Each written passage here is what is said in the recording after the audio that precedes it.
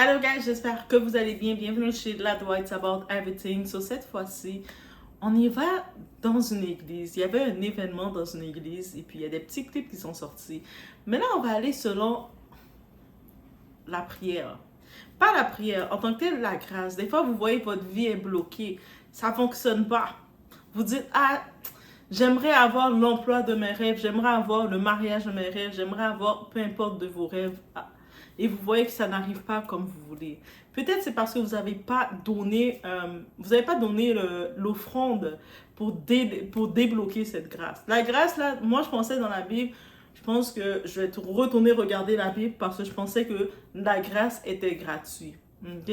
Je pensais que le monde on reçoit les bénédictions, c'est pas par nos efforts, c'est parce que le prix a été payé quand on est en Christ. Moi, c'est ça que je pensais. Mais des fois, on a toute notre perception de ce qu'on pense. Parce que là, j'ai compris en 2024 que non, il y a des pasteurs qui, eux autres, ils accélèrent le tout. Eux autres, ils ont une autre connexion avec Dieu que nous, on n'a pas accès. Nous, comme personnes comme ça, on n'a pas accès à cette connexion. Donc, c'est d'autres personnes qui ont accès à cette connexion et ils font des prières extra. Là. Tu sors l'argent, give them money, et c'est ça. Donc, on y va. On est chez la Doua. Discernement. La règle d'or, c'est discernement. Même si on n'a pas, même quand je vous dis quelque chose, reprenez le discernement, demandez le discernement. Et puis, l'important, c'est que vous êtes ferme dans ce que vous croyez. C'est juste ça que je vous demande. La règle du discernement. Donc, on y va.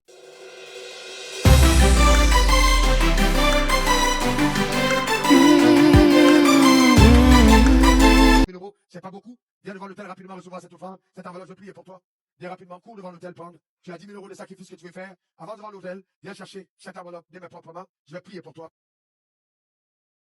Est-ce que vous avez été... Moi, j'ai vu cette annonce-là, qu'il a mis des enveloppes, des enveloppes d'offrande à son église qu'il a présentées en disant, si vous voulez débloquer dans votre vie, là, il a dit, ceux qui vont dire, non, Doua, c'est pas ça qu'il a dit, tu mens. Ceux qui aiment ça dire, mais tu mens, c'est pas vrai, c'est pas comme ça.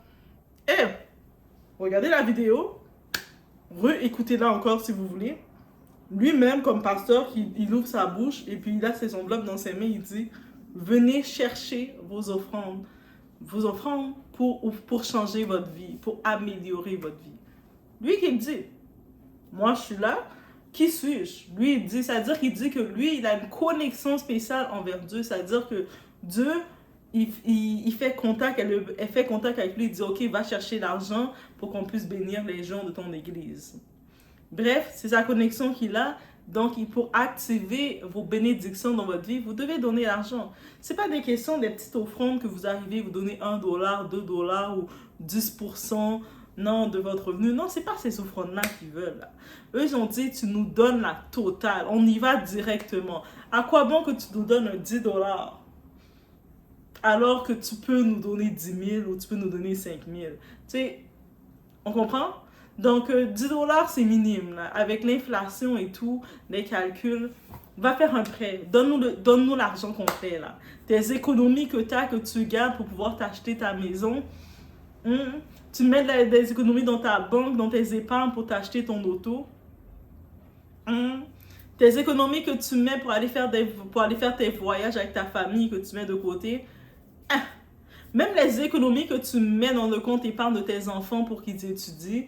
Oh, mais non. Si tu ne le donnes pas à Dieu, comment tu veux qu'il bénisse tes enfants? Au contraire, tu le donnes. Et tu vois, le monde dans l'église, ils se sont levés pour justement aller chercher. Moi, j'y vais dans ma théorie, dans mes hypothèses. Dans les premières personnes qui se sont levées, je ne serais pas surprise. Il y a une petite question. Comment ça s'appelle? Manipulation. Comment le dire Doua? Donc Doua en train de dire un homme de Dieu, votre homme de Dieu est manipulateur. Non, je ne dis pas ça. Je dis dans mes hypothèses, il y en a beaucoup qui ont avoué ça. Il y a beaucoup de faux prophètes, de personnes qui ont avoué qu'ils n'étaient pas prophètes pour de vrai. On dit leurs ruses qu'ils faisaient. Par exemple, les ruses de guérison. Des fois, c'était orchestré. Ils avaient quelqu'un qu'ils connaissaient qui venait devant l'église raconter une fausse maladie imaginaire, un faux témoignage. Ils faisaient comme si ils étaient en train de délivrer la personne devant les gens. Et les gens sont crédules de ce qu'ils voient. On est comme Thomas, Saint Thomas, qu'on dit toujours, qu'est-ce qu'on croit, ça nous intéresse. Là, maintenant, tu fais les prières, les paroles de finances, parce que c'est ça dans cette église, ils parlent beaucoup sur les finances. parler des finances, c'est pas une mauvaise chose, mais dans l'excès, ça devient troublant. Surtout dans les finances, comment c'est placé, c'est pas pour aider les gens à faire attention à leurs finances, c'est que les gens les donnent leur argent. C'est là que c'est, est-ce que c'est vraiment, vous voulez que les gens soient responsables financièrement chez eux, ou vous voulez juste prendre l'argent des gens? Encore une fois, c'est comme ça qu'on le voit. Et puis, où est-ce que je vais, mon hypothèse, il y a un petit peu de manipulation. Il y a certaines personnes que vous allez voir. En plus, dites-vous que mettons qu'il serait un groupe d'amis, où lui, il sait qu'il va faire, il a besoin que encourager les gens à donner. Il fait 2-3 de ses amis, 2-3 personnes qu'il connaît, ok, 2-3 de ses complices. Toi, quand je vais faire l'annonce de 10 000 dollars à donner ou de 5 000 dollars à donner, tu vas venir et puis venir prendre l'enveloppe pour montrer aux gens que tu es donateur. Déjà, ça va être positif pour toi. Pour la personne, le complice qui fait ça, dans tous les cas, c'est positif pour lui. Pourquoi c'est positif pour lui? Il paraît comme étant un bon riche. Il a juste à venir dans l'église bien habillé avec ses costumes. Vous savez qu'on vient à l'église bien bon, avec notre bon parfum. Et puis il se présente comme pour montrer qu'il est un bon boss de l'église. Imaginez dans l'église toutes les femmes célibataires qui cherchent leur homme. Ah, elles recherchent leur homme parfait. Là, elle tourne la tête et puis elle voit cet homme-là qui arrive, qui se présente comme un bachelor, comme homme d'affaires justement. Il se lève et puis lui, pour lui donner un 10 000 dollars, 10 000 euros, parce que c'est un événement qui est fait, c'est en Europe. C'est 10 000 euros que tu donnes ou 5 000 euros que tu donnes comme ça à ton église. Qu'est-ce que ça va cliquer dans la tête de beaucoup de personnes? Ah! Lui, il est un potentiel très intéressant parce que lui, financièrement, il n'est pas un affamé, donc je n'ai pas à m'inquiéter que quoi que ce soit. En plus de ça, il est chrétien, tu vois, il est vraiment chrétien, il va à l'église, on le voit actif comme ça. Donc, toutes les cases sont cochées pour beaucoup et beaucoup de femmes vont se jeter dans le bras de ce type d'homme pour avoir des histoires d'horreur, des témoignages d'horreur, on va dire. Et oui, ensuite, on va les voir appeler dans les différents coachs, raconter leurs témoignages et on va dire, mais c'est de l'horreur, l'église. Mais c'est pas l'église qui est l'horreur. Mais c'est avec ce genre de manipulation. Et puis, c'est pour ça que c'est fait. On sait de la même façon, il y a des tactiques, quand c'est le moment de guérison, il y a beaucoup de ces pasteurs, ils utilisent un don de guérison qu'ils ont, mais les miracles ne viennent pas tous les jours. Mais ils savent que les gens vont se déplacer dans leur église pour voir des miracles. Donc, des fois, ils vont devoir faire un peu de show parce qu'ils savent que l'humain, on aime le spectacle. Quand il y a du spectacle, quand il y a des shows, qu'est-ce qui arrive? Ben, on est intéressé. N'est-ce pas? On est comme ça. Donc, ils nous donnent du show. L'église est rendue un show. Donc, et aussi, il y a l'effet domino. Si tu arrives, tu étais assis, là, tu vois, tout le monde dans ta rangée commence à se lever, à aller chercher l'enveloppe. Toi, tu restes assis comme ça. Tu vas te sentir bien bête, hein? Toi aussi, tu vas vouloir te lever pour aller donner aussi. Parce que, tu sais, tu peux pas rester assis comme ça et puis tout le monde se lève prendre l'enveloppe. Tu es le seul qui va pas être béni. Ah, mais non, toi aussi, tu vas aller donner rapidement. Toi, tu te rappelles que tu avais dans ton compte ton 5 000 dollars ou ton 1 000 euros.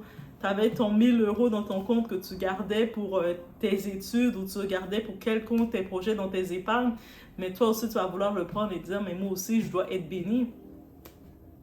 Question de manipulation, n'est-ce pas? Donc, effet domino. Donc, il y a cet effet qui se fait et rapidement, le monde, il commence à se lever. Et comment ce pasteur, il y va dans cette promesse? Il y va graduellement. Il part de 10 000.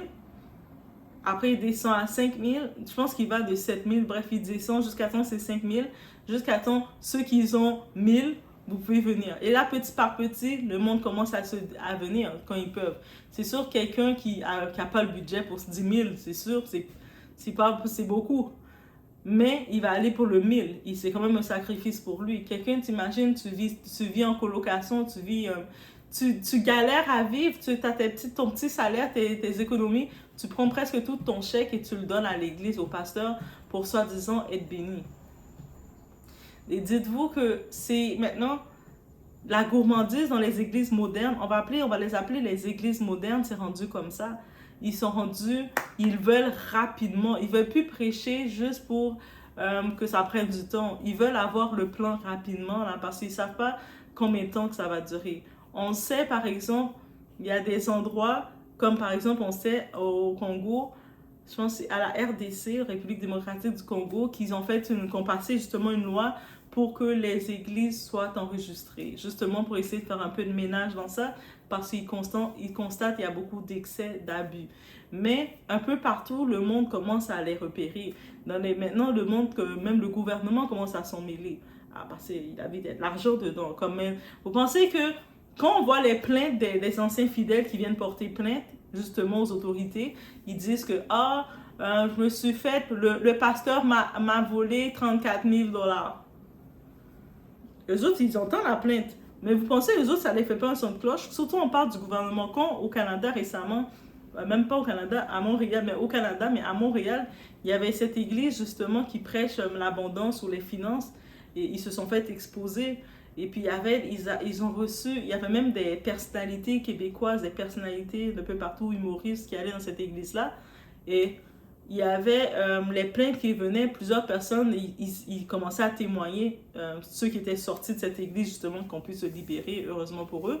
Ils témoignaient ils se sont fait arnaquer 34 000, des 50 000. Il y en a un, c'était 100 000. Il y en a un, c'était le prix de sa maison, hypothéquée. Et il y en a un, il y avait plein d'histoires, il y en avait une histoire de il avait changé son bénéficiaire de testament au nom d'un responsable de l'église. On est rendu là. Donc, rapidement, qu'est-ce que le gouvernement se rend compte? C'est-à-dire qu'il y a de l'argent qui fait dans ça. Et vous pensez qu'ils ne vont pas s'en mêler? Déjà, habituellement, les cercles religieux, il y avait des subventions du gouvernement. Là, le gouvernement comprend que eux autres qui sont plus riches que eux, là, vous pensez qu'ils ne vont pas venir chercher leur part? Surtout qu'en sachant, nous, notre gouvernement canadien, dès qu'il y a une part à faire quelque part, ils vont le prendre, que ce soit pour la légalisation de l'herbe. Donc, c'est légalisé au Canada, comme dans certains endroits. Mais eux, tout le Canada l'ont légalisé. En même temps, ils le vendent. Donc, il y a des magasins spécialisés qui vendent ces produits-là. Et c'est correct. Comme je pense, Amsterdam aussi, ils ont ça. Mais Canada, on a ça.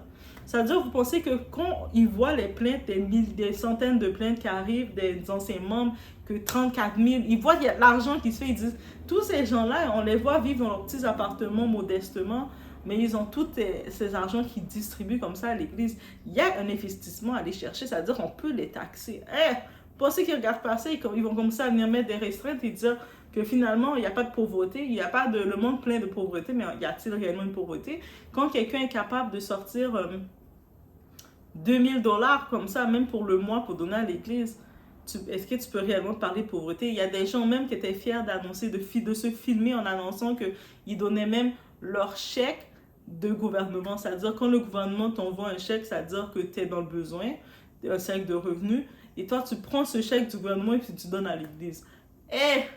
Quand eux autres, ils entendent ça, là, tous les témoignages, c'est pas juste pour nous, là, tout le monde est exposé. Et toi, tu te dis que ces gens-là, quand ils viennent à l'église, je sais pas s'ils viennent à l'église pour venir pour Dieu, ou ils viennent à l'église, mais moi je pense que leur Dieu c'est le pasteur. Rendu là, ils n'ont aucune croyance envers Dieu. Je suis désolée de dire comme ça. Tu viens à l'église et tu vois le pasteur qui se met devant toi, qui commence à te parler, tu dois donner 10 000 $ pour qu'il puisse te bénir, qu'il va te bénir. Parce que quand, un moment, j'entendais dans des petits bouts de son discours, prenez attention, il ne dit pas Dieu va vous bénir. Je vais vous bénir. C'est-à-dire que c'est lui qui vous bénit. Vous donnez l'argent et puis lui vous bénit. C'est-à-dire qu'il est le Dieu dans la vie de ces gens et puis les gens le donnent. Je me dis, mais vous croyez... C'est-à-dire que quand on les entend maintenant, les chrétiens modernes, est-ce qu'on peut les appeler les chrétiens modernes comme on appelle l'église moderne? Est-ce qu'ils sont vraiment... On peut vraiment mettre le terme chrétien. Le terme chrétien, c'est être en Christ, c'est de croire à Christ. Mais est-ce qu'ils croient vraiment à Jésus-Christ? Parce que s'ils croient à Jésus-Christ, c'est-à-dire Jésus-Christ a dit, j'ai payé le prix pour vous. Si quelqu'un te dit, j'ai déjà payé le prix pour toi, est-ce que toi, tu vas aller payer? C'est-à-dire, tu arrives au restaurant et puis quelqu'un te dit, t'inquiète, toi, j'ai déjà payé ton repas, j'ai payé pour toi. Est-ce que moi, je vais sortir mon argent au restaurant à la caisse, mais je veux repayer encore pour être sûr d'être bien béni, de que la nourriture que tu m'as payée est bien rentrée dans mon ventre, que j'ai une digestion, je vais repayer encore. La personne qui a payé va me regarder et me dire, mais c'est quoi que tu n'as pas compris? Donc, ça veut dire que déjà dans ça, je me dis, c'est certain que dans l'église moderne, le monde ne vont pas à l'église pour Dieu. Ils vont à l'église pour leur pasteur qui est leur Dieu. Donc, c'est l'idolâtrie. La beauté de ça, tu vois, comme on regarde dans l'intégrale de ce vidéo, l'intégrale, c'est quand même un bout un peu plus long de ce vidéo, les montants se diminuent, ils commencent à prendre les montants. Ceux qui veulent donner 5 000, ceux qui veulent donner, c'est comme si c'est une action qu'ils fait avec les enveloppes et puis le monde vient chercher leur enveloppe. Et je vois le monde qui se lève, qui prennent leur enveloppe, je me dis, je peux comprendre l'espoir fait vivre. Et quand tu vis peut-être ton problème, tu vis ta situation, tu es au désespoir, tu cherches une solution. Mais j'essaie de comprendre en quoi il y a la logique, en quoi il y a la croyance, en quoi que tu te dis que tu vas acheter ta bénédiction. Parce que directement, c'est ça qu'ils disent à Dieu. Ça veut dire, il dit, Dieu, je fais pas confiance à ton temps parce qu'on dit le temps de Dieu n'est pas le temps des hommes. Dieu, son temps qu'il a pour nous, c'est pas le même temps que nous, on a pour nous. Nous, on a notre temps. Moi, je veux les choses rapidement. Mon Dieu, moi, je veux ça, je veux ça. Dieu te regarde et dit, mais moi j'ai déjà prévu tout ça pour toi, mais en mon temps. Donc, ça veut dire, c'est comme si toi, tu dis à Dieu, tu sais quoi, tu m'énerves, Dieu, ton temps m'énerve. Moi, je vais aller suivre le pasteur, là, cet homme-là, qui me dit que je peux acheter quelque chose. Et puis, c'est des gens de peu de foi. Moi, je dis, tu ne peux pas avoir la foi, tu ne peux pas dire que tu es chrétien, que tu ne peux pas dire que tu es en Christ, que tu crois à Dieu, que tu as confiance en Dieu quand tu es rendu à faire quelque chose comme ça. Et puis aussi, mon opinion face à l'offrande, c'est quand ils essaient de mettre la pression, une certaine pression, manipulation, que tu dois donner l'offrande au pasteur. Mais donner l'offrande, là, c'est aider. Le but, c'est d'aider l'autre. Tu investis à l'autre. Soit tu investis de ton temps pour aider quelqu'un d'autre. Ça peut être quelqu'un qui n'est même pas à l'église. Ça peut être un non-croyant même. C'est que tu donnes, tu penses, tu aimes l'autre comme tu aides l'autre comme toi-même. Tu aides l'autre, tu aides ton prochain. Et que tu donnes, tu sèmes à ton prochain. Et aussi, on dit toujours, un passage dans la Bible, ta main, c'est comme ta main gauche. Quand ta main gauche donne, ta main droite n'est pas au courant. C'est-à-dire que quand tu viens afficher devant les gens que tu donnes, ça devient un concours de popularité. Là, les gens sont tous comme étant des hommes. Ils regardent, oh, un tel est bien, elle est à un bon niveau, elle s'est levée pour donner 10 000. Oh, un tel est pas pire, elle donne 5 000. Et puis, ils commencent à évaluer les gens. Donc, déjà là, il y a une emprise que c'est un concours de popularité et puis commence à créer une hiérarchie selon qui donne le plus. Et il y a cette compétition-là de qui donne le plus. Mais est-ce que ça fait... Et puis ensuite, est-ce qu'on peut maintenant, quand quelqu'un va dire, mais moi, je suis un chrétien, je vais toujours à l'église, mais tu dois te méfier de cette personne-là parce que tu sais que cette personne-là ne va pas à l'église pour Dieu, mais pour son pasteur. C'est-à-dire que cette personne-là, elle donne, elle sème pour la vie de son pasteur. Pour que son pasteur puisse avoir sa belle auto, son pasteur puisse avoir des beaux vêtements, faire ses voyages, mettre ses enfants dans des écoles privées. Alors que toi, tes enfants galèrent à être dans l'école publique de l'État. Tes enfants, ils n'ont même pas tout leur équipement matériel scolaire. Les espadrilles, les souliers, tes enfants sont presque abîmés et tu les fais rester avec. Tes enfants, tu peux même pas, à peine si c'est une fois par mois que tu les amènes au restaurant, alors que les enfants des pasteurs, si tu regardes sur les réseaux, ils vont être dans tous les beaux voyages, ils vont être dans les beaux restaurants fancy à faire la belle vie. Et toi, tu n'as même pas le moment, tu n'as même pas un moment de réflexion de te dire, est-ce que c'est vraiment comme ça que je sème? Est-ce que c'est vraiment ça que Dieu me regarde et dit, je vais être, merci, tu viens de créer quelque chose pour ta vie, tu viens de montrer à Dieu, je ne te fais pas confiance, moi j'ai choisi le pasteur pour contrôler ma vie. Et puis beaucoup sont dans cet engrenage et je pense que le manque de connaissances ou à l'heure qu'on est en 2024, est-ce qu'on peut parler de manque de connaissances, qu'on a accès à la connaissance? On a accès au discernement. Peut-être que moi je vais dire, le manque de discernement te fait faire des choix aussi bêtes que ça. Toi, tu arrives, tu sors de chez toi, tu t'habilles, tu viens dans une église, tu commences à donner tout ton argent, tu viens avec l'intention de prendre ton chèque, de prendre ton argent. Et maintenant, dans les églises, ils ont même les machines Interac. C'est-à-dire, même si tu dis que tu n'as pas la chose, il y en a qui prennent même leur crédit qu'ils donnent à l'église.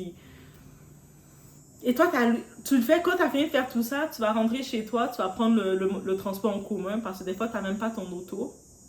Et alors que tu vas voir le pasteur dans le stationnement de l'église, toutes les plus belles autos appartiennent aux personnes pastorales. La femme du pasteur, le pasteur, ses enfants, ils ont toutes leurs belles autos. Toi, tu es là en train de galérer avec ta petite Bogota, ta petite auto qui fait brom, brom, brom, brom, brom, qui s'arrête en chemin. Si tu as de la chance, tu as ça, sinon tu prends le transport en commun. Et tu n'as pas la crainte. Tu frissonnes pas au fond de toi, tu te dis pas, mais mon Dieu, qu'est-ce qui s'est passé? Est-ce que j'ai fait de la bonne chose? C'est-à-dire que tu continues de le faire, mais c'est quand que les gens vont comprendre. Je veux dire que C'est quand que les gens peuvent comprendre. Quand on regarde ça et puis c'est exposé devant vous, c'est même pas pour faire comme si c'est pas un sketch, c'est ça le pire. Vous allez me dire, ah, ouais, mais peut-être que c'est un petit cinéma qu'ils ont fait. C'est réellement qu'est-ce qui se passe dans les églises. Ils ont invité un pasteur vedette qui est venu annoncer ça, là. Ça veut dire que c'est réellement ce qui se passe, que tu vois. Quand vous voyez maintenant, ayez peur. Maintenant, là, avant, on aurait pu dire, en fait, quand on entend quelqu'un qui va à l'église, qui est actif, on dit, oh, la personne a un bon sens. Maintenant, quand quelqu'un dit, ah, moi, je vais à l'église, là, tous les jours, je suis à l'église, faut que tu as peur de cette personne. Tu sais, cette personne manque de discernement. Tu sais que cette personne, c'est un mouton. Cette personne, limite, c'est le pasteur, c'est ça. Manque de discernement, c'est un mouton, c'est un bé. Ça veut dire qu'au contraire, cette personne-là, tu sais qu'il est ravagé. Ça veut dire que c'est avec toutes les expos, maintenant, avec tous les réseaux sociaux, tout a été exposé. On voit la réalité, on voit qu'est-ce qui se passe dans les murs. On prie chez nous. Notre propre église, c'est dans notre maison. Au pire, tu veux faire des rassemblements, tu prends 2-3 personnes pour prier ensemble, et puis c'est tout. Ou sinon, tu vas dans un parc, tu vas dans un endroit avec 2-3 personnes, vous priez. Quand il y a plus qu'une personne qui prie, qui met au centre Dieu, Dieu est au milieu, il vient se mettre au milieu. Mais dans des endroits comme ça, où que le monde, ils sont tous en train d'admirer un pasteur, vous pensez que Dieu est là? Vous pensez que Dieu est là? Est-ce que Dieu a sa place dans ça? C'est du cirque. Tout le temps, vous parlez de finances, d'argent, d'être riche dans le monde, de tout ça. Vous pensez que Dieu est là? Est-ce que vous avez parlé une fois de Dieu? Ah, il faut faire l'offrande pour être béni, pour avoir ci dans ce monde, dans ci. Moi, je vais vous bénir dans ce monde. Il est en train de dire ça. Vous pensez que Dieu est là? Même le Saint-Esprit est par là. Il n'y a rien qui sont là. Ils sont tous pas là. Ils sont tous loin. Ils sont loin de ça. L'église est vide. C'est-à-dire que même tu arrives avec un problème spirituel, l'église ne peut même pas te le ressentir parce qu'ils n'ont même pas le vrai don, le don de guérison. Et le don de guérison, tu n'as même pas besoin d'être un chrétien pour l'avoir. N'importe qui a un âme de guérisseur, parce que notre âme, chacune de notre âme a sa définition. Et si tu as un âme de guérisseur, peu importe où ce que tu es un guérisseur.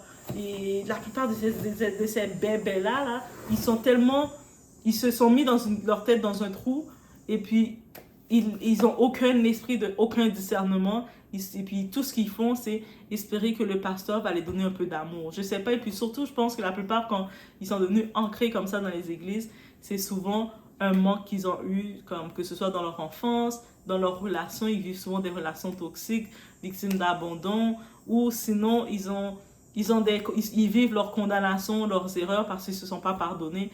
Que oui, tu dois te pardonner. Pardonner ne veut pas dire que tu dois aller voir, même si les personnes exactement, directement, mais toi, tu te pardonnes tout seul de ce qui s'est passé. Et puis souvent, il y a quand tu es dans la condamnation, mais tu es dans l'obscurité. Et là, c'est là que tu vas être vulnérable à ce genre d'église, ce genre de rapaces qui vont vous faire vous donner des 10 000 $ pour une fausse bénédiction. Et parce qu'ils savent que eux autres, qu'est-ce qu'ils ont repéré chez vous? Votre vulnérabilité. C'est comme un partenaire narcissique. Il va toujours rechercher une victime et puis il va repérer la faiblesse de la victime pour venir la manipuler. Mais c'est la même chose. Donc, faites attention à vous, guys, mais utilisez le discernement. Tout ce que je peux vous dire, mettez dans les commentaires le mot-clé aujourd'hui, c'est discernement. Discernement. Si on n'a pas le discernement, on le demande. Vous pouvez méditer, vous pouvez chanter, vous pouvez à chaque fois vous lever le matin et vous dire, je veux du discernement avant de dormir, je veux du discernement. À chaque jour, dites-le et puis ça va venir. Et puis après, donnez-moi des nouvelles. Mais j'espère que vous n'êtes pas dans ceux qui êtes dans cette église-là. Vous êtes en train de donner votre chèque. Tout votre chèque de travail, vous êtes en train de les donner. Vous êtes en train de les donner, tout votre 5 000 $. Vous êtes là, yeah, le pasteur. J'espère que vous ne faites pas ça. Dites-moi, rassurez-moi.